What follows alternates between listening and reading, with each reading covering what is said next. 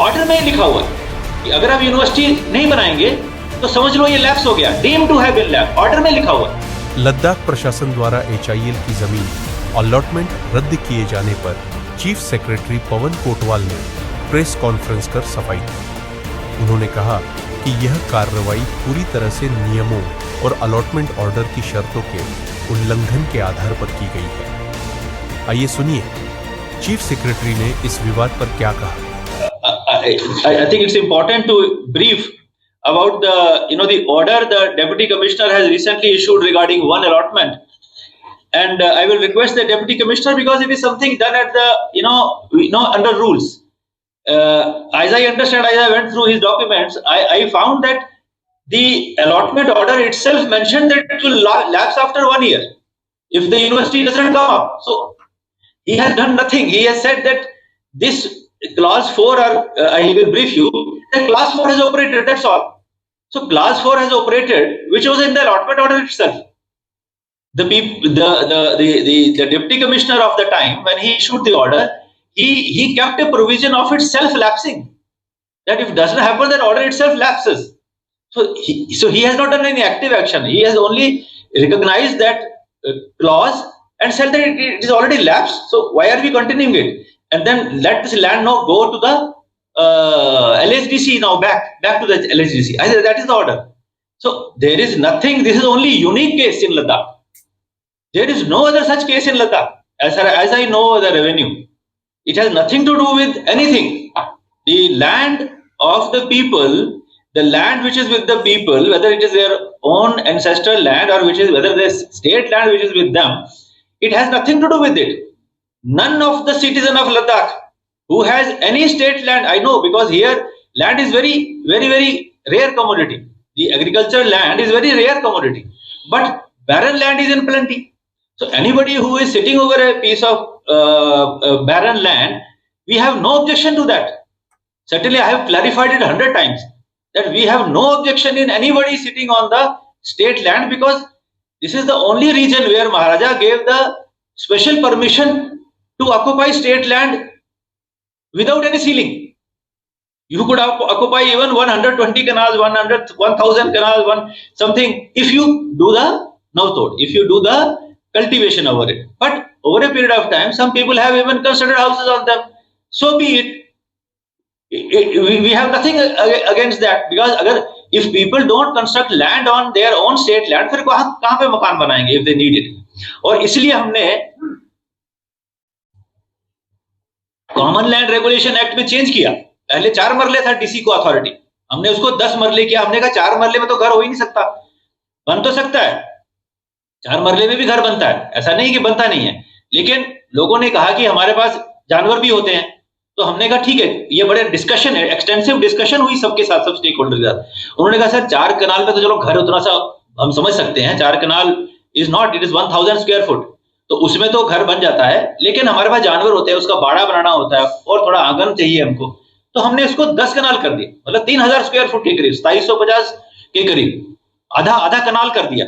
तो आधा कनाल कर दिया तो आधा कनाल तो वैसे भी डीसी साहब अलॉट कर सकते हैं लीगली। और जिन लोगों ने ये ऑक्युपाई किया है नवतोड़ लैंड, जो हमारी एलएचडीसीज ने टाइम पे अलॉटमेंट की है, वी रिकॉग्नाइज देम, वो इंटैक्ट हैं। जो एलएचडीसी की अलॉटमेंट लोगों को हुई है घर बनाने के लिए, वो इंटैक्ट है, उसमें कोई चेंज नहीं होगा। इसलिए मैंने एक बार पहले भी कहा था कि हमने बाजाफ्ता गवर्नमेंट ऑफ इंडिया ने तो एक committee, we have constituted committee under a very senior officer, कि भाई आप ये जो चीजें हैं, लोगों में ये फियर ना जाए कि कहीं हमारी जमीन कोई वापस तो नहीं ले रहा। सवाल ही पैदा नहीं होता, जमीन तो वापस कैसे ली जा सकती है, जमीन तो वहीं रहती है। ये तो कागजों में एंट्री का इशू होता है, जमीन तो वहीं की वहीं रहती है जिसके कब्जे में है। आज तक आपने देखा कि किसी का कब्जा, हमने जिसने घर बनाया हो उसका कब्जा रिमूव किया हो, या उसका घर को तबाही उसको किया हो, नोटिस पे डाला हो। तो घरों के लिए जो लोगों के पास जमीनें हैं, वो उनकी जमीनें हैं, एलएचडीसी ने उनको दी हैं, वो हमारे लिए वो लीगल है, उसमें कोई इशू नहीं है। ये एक यूनिक केस है जहां पे कि ऑर्डर में लिखा हुआ है कि अगर आप यूनिवर्सिटी नहीं बनाएंगे तो समझ लो ये लैप्स हो गया, deem to have been lapse, order में लिखा हुआ। हमने कुछ नहीं किया। डीसी साहब कहते हैं मैंने तो ऑर्डर जो उसमें लिखा था उसको इंप्लीमेंट कर दिया और लैंड वापस एलएचडीसी को कर दी। अब इसमें तो कोई, फिर भी मैं इनको कहूंगा थोड़ा इसको एक्सप्लेन करें।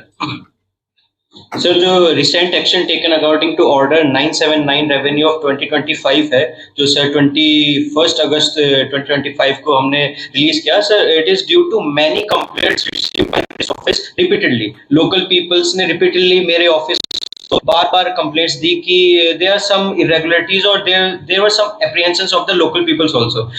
आई विल सर जस्ट रीड कि why this order was issued, because this is strictly due to violation of terms of allotment of the order. Sir, जो allotment order 652 revenue of 2018 dated 5/5/2018 को जो इशू किया गया था, उसमें ये साफ लिखा था कि ये ऑर्डर कंस्ट्रक्शन ऑफ यूनिवर्सिटी के लिए है। जो उसकी टर्म्स एंड कंडीशन थी लीज होने की या अलॉटमेंट ऑर्डर की, उसका फर्स्ट पॉइंट था the lessee shall not sublet the land और part thereof without express permission from the lessor. Second point था the land shall be used for the purpose for which it is allotted. The purpose was construction of university, but it was not followed and it was there is no university that has been set up on the allotted land till date. Third point जो था वो था tehsildar Leh will hand over the position of the land to the concern after executing the lease deed agreement, whereas no lease agreement has been executed in respect of the allotment land and no formal handing over and taking over of the said land has taken place through tehsildar Leh till date. Fourth point जो था वो था the allottee shall execute the lease deed within a period of 1 year from the order. The date of the order was 5 May 2018, failing which the allotment order shall be deemed to be cancelled. So deemed to be cancelled is an automatic clause जो अपने आप ही provision में आ जाता है। तो जो 5/5/2019 को ये खुद में खुद ऑटोमेटिकली ये वाला प्रोविजन जो फोर्थ पॉइंट था वो अपने आप ही डीम्ड लिखा गया था। तो इसलिए हमने इसको फिफ्थ पॉइंट जो था the land shall escheat to the state that is LHDC Leh in case of any violation of the terms and condition of the lease deed.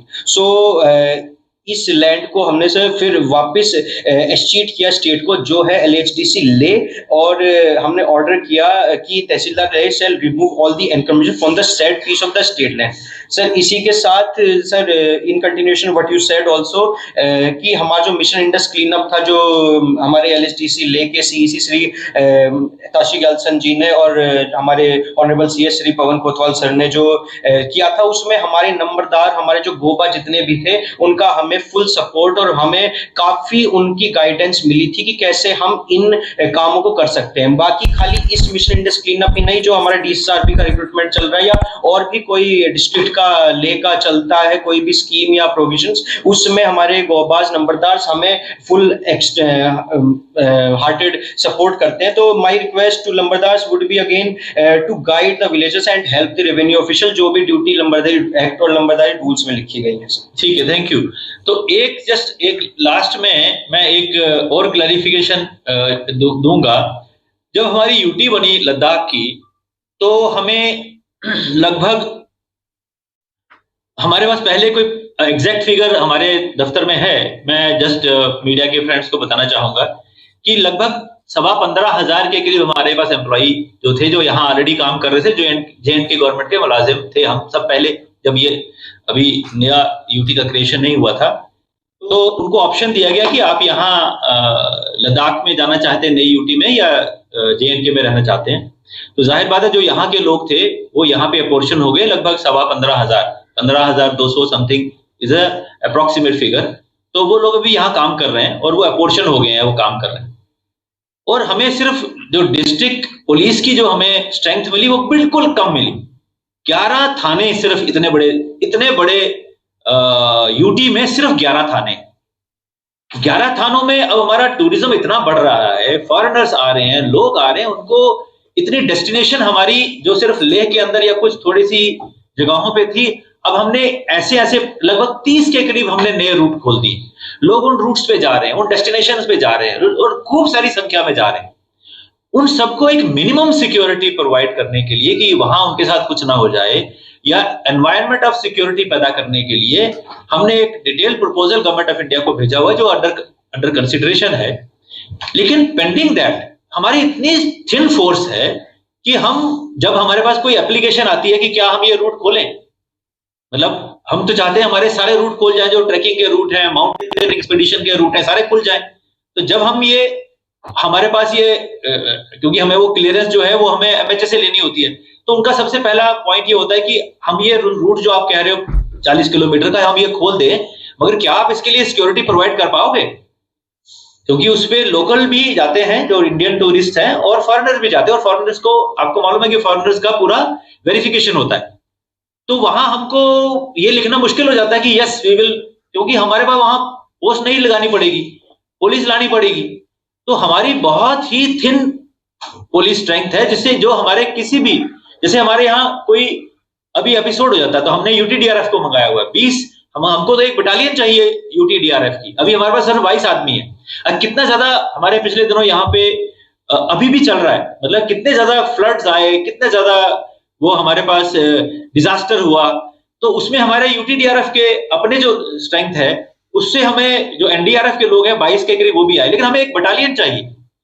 उसी तरह हमको अपनी पुलिस के अलावा हमें भी, अगर जब तक हमारी अपनी नहीं होती, हमें कोई कंटिजेंट बाहर से तो लाना पड़ेगा, चाहे सीआरपी हो चाहे और कोई फोर्स हो।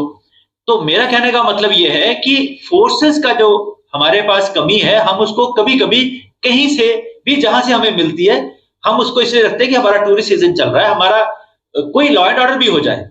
अब लॉ एंड ऑर्डर में एक प्रिंसिपल है, प्रिंसिपल ये होता है कि अगर आप इल प्रिपेयर्ड हैं तो जाहिर बात है कोई गड़बड़ हो जाएगी, लेकिन अगर आप वेल प्रिपेयर्ड हैं तो जाहिर बात है कोई कुछ नहीं होगा। उसको हम कहते हैं, जिस तरह आर्मी फ्लैग मार्च करती है, उसका पर्पस क्या होता है? तो कहने का मेरा मतलब यह है कि जब तक, क्योंकि जिसने शरारत करनी वो इंटेंशनली करता है, whoever wants to create mischief it is through intention, ये नहीं कि वो उसको पता नहीं वो क्या कर रहा है। तो ऐसे मिस्चीवियस एलिमेंट्स को जब डील करता है लॉ एंड ऑर्डर, तो जिम्मेवारी हमारी बनती है, तो हमें उसके लिए कुछ तैयारी करनी पड़ती है।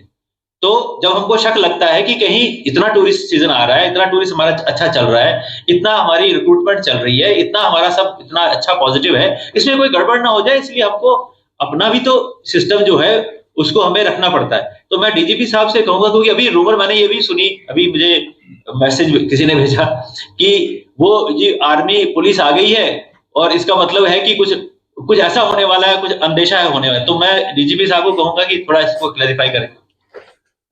सर